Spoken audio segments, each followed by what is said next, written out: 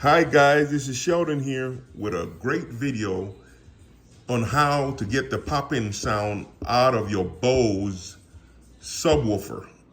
I know you paid a lot of money for it, and I know you don't want your friends coming over and you turn your music up, having a good time, and you hear that popping come out of your bass, because that's very, very embarrassing. So, but before we get into it, let's hit that subscription button so I can keep putting out great videos, great informational videos, so to make your life easier at home. So this is how we do it. We go to your device that you have your Bose app on, and you press on it. So I'll press on it right here. So, and then you select your app. I got two of them, so I'll select downstairs. And from here we go to audio. You press audio.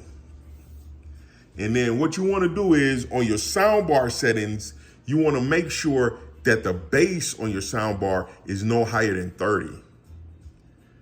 And that's the trick right there. Your bass on your soundbar should not be higher than 30. The bass for your subwoofer, you could put it up to 100.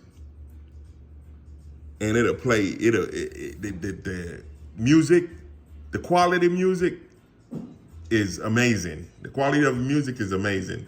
So that's the trick, y'all. Make sure that the bass settings on your subwoofer, your soundbar is 30. You can put it up to 40.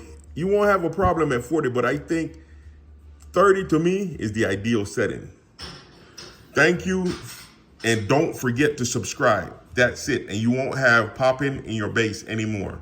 Thank you.